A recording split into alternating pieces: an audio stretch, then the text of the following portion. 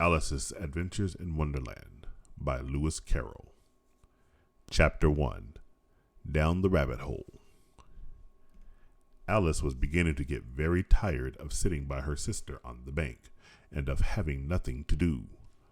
Once or twice she had peeped into the book her sister was reading, but it had no pictures or conversations in it. And what is the use of a book, thought Alice, without pictures or conversations? So she was considering in her own mind, as well as she could, for the hot day made her feel very sleepy and stupid, whether the pleasure of making a daisy chain would be worth the trouble of getting up and picking the daisies, when suddenly a white rabbit with pink eyes ran close by her. There was nothing so very remarkable in that, nor did Alice think it so very much out of the way to hear the rabbit say to itself, oh dear, I shall be late." When she thought it over afterwards, it occurred to her that she ought to have wondered at this, but at the time it all seemed quite natural. But when the rabbit actually took a watch out of its waistcoat pocket and looked at it, and then hurried on, Alice started to her feet, for it flashed across her mind that she had never before seen a rabbit with either a waistcoat pocket or a watch to take out of it, and burning with curiosity, she ran across the field after it, and fortunately was just in time to see it pop down a large rabbit hole under the hedge. In another moment, down went Alice after it, never once considering how in the world she was to get out again. The rabbit hole went straight on like a tunnel for some way, and then dipped suddenly down, and so suddenly that Alice had not a moment to think about stopping herself before she found herself falling down. Either the well was very deep, or she fell very slowly, for she had plenty of time as she went down to look about her and to wonder what was going to happen next. First, she tried to look down and make out what she was coming to, but it was too dark to see anything. And then she looked at the sides of the well, and noticed filled with cupboards and bookshelves, and here and there she saw maps and pictures hung upon pegs. She took down a jar from one of the shelves as she passed. It was labeled orange marmalade, but to her great disappointment it was empty.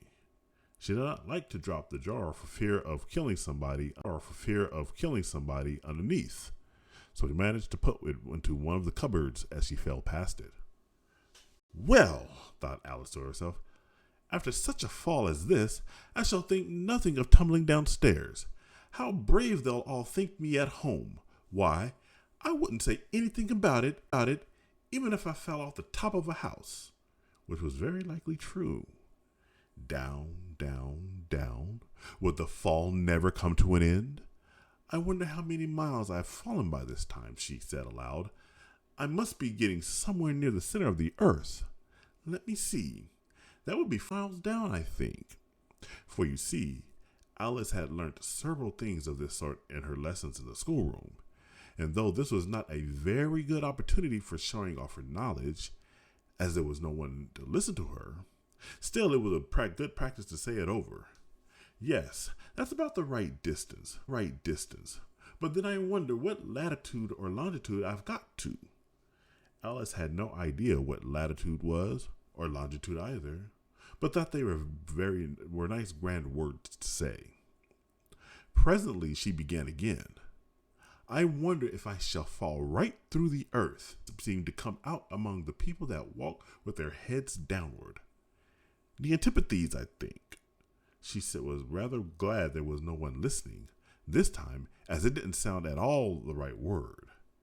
"But I shall have to ask them what the name of the country is, Please, ma'am, is it New Zealand or Australia?" And she tried to curtsy as she spoke. Fancy curtsying as you're falling through the air. Did you think you could manage it? And what an ignorant little girl she'll think me for asking. No, it'll never do to ask. Perhaps I shall see it written up somewhere. Down, down, down. There was nothing else to do, so Alice soon began to talking again. "Dinah'll miss me very much tonight, I should think." Dinah was the cat. "I hope they'll remember her saucer of milk at tea time. Dinah with me. There are no mice in the air, I'm afraid. But you might catch a bat, and that's very like a mouse, you know. But do cats eat bats, I wonder? And here Alice began to get rather sleepy, and went on saying to herself in a dreamy sort of way, do cats eat bats? Do cats eat bats? And some eat bats, and sometimes do bats eat cats?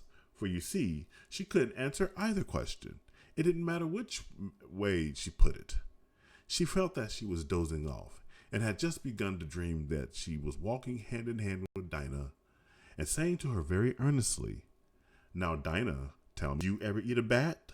When suddenly, thump, thump, down she came upon a heap of sticks and dry leaves, and the fall was over. Alice was not a bit hurt, and she jumped up onto her feet in a moment. She looked up, but it was all dark overhead. Before her was another long passage, and the white rabbit was still in sight, hurrying down it. There was not a moment to be lost. Away went Alice like the wind, and was just in time to hear it say, as it turned a corner, oh, my whiskers and ears, how late it's getting. She was close behind it when she turned the corner, but the rabbit was no longer to be seen. She found herself in a long, low hall, which was lit up by a row of lamps and hanging from the roof. Suddenly she came upon a little three-legged table, all made of solid glass. There was nothing on it except a tiny golden key, that it might belong to one of the doors of the hall. But alas, either the locks were too large, or the key was too small, but at any rate it would not open any of them. However, on the second time round, she came upon a low curtain she had not noticed before, and behind it was a little door about 15 inches high. She tried the little golden key in the lock, and to her great delight it fitted. Alice opened the door and found that it led into a small passage, not much larger than a rat hole. She knelt down and looked along the passage into the loveliest garden you ever saw. How she longed to get out of that dark hall and wander about among those beds of bright flowers and those cool fountains. But she could not even get her head through the doorway. And even if my head would go through, thought poor Alice, it would be of a very little use without shoulders. Oh, how I wish I could shut up like a telescope. I think I could, if I only knew how to begin. For you see, so many out-of-the-way things had happened lately that Alice had begun to think that very few things indeed were really impossible. There seemed to be no use in waiting by the little door, so she went back to the table, half hoping she might find another key on it, or at any rate a book of rules for shutting people up like telescopes. This time she found a little bottle on it, which certainly was not here before, said Alice. And round the neck of the bottle was a paper label with the words "Drink" beautifully printed on it in large letters. It was all very well to say, "Drink me," but the wise little Alice was not going to do that in a hurry.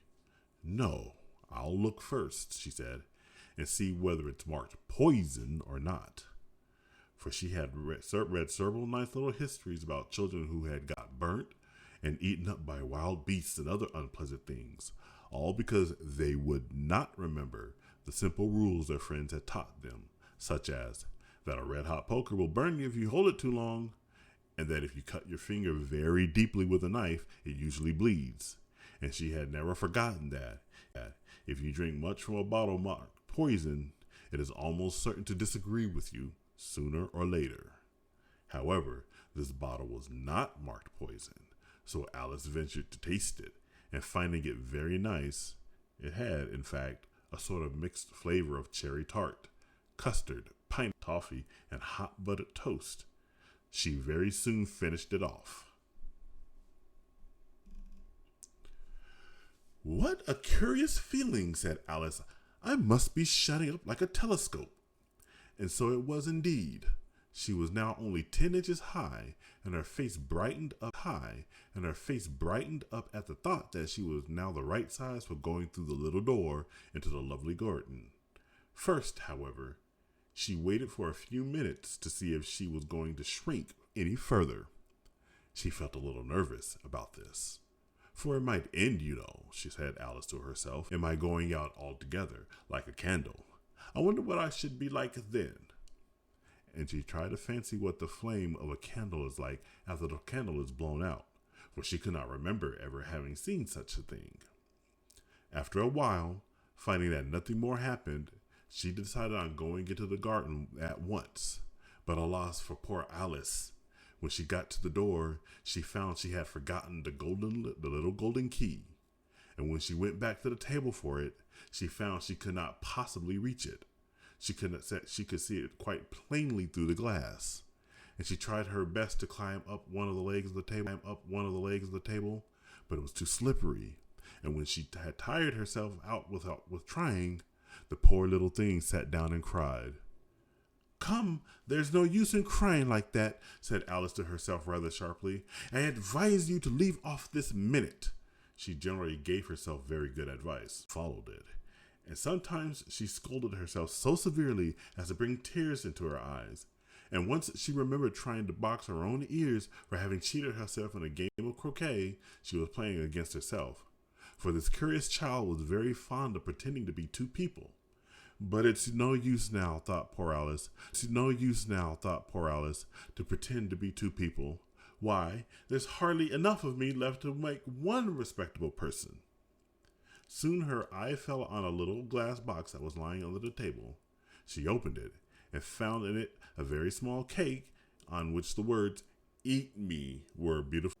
"Well, I'll eat it," said Alice, "and if it makes me grow larger, I can reach the key, and if it makes me grow smaller, I can creep under the door, so either way I'll get into the garden, and I don't care which happens." She ate a little bit and said anxiously to herself, which way?" Holding her way, it was growing, and she was quite surprised to find that she remained the same size. To be sure, this generally happens when one eats cake, but Alice had got so much into the way of expecting nothing but out of the way things to happen that it seemed quite dull and stupid for life to go on in the common way. So she set to work and very soon finished the cake.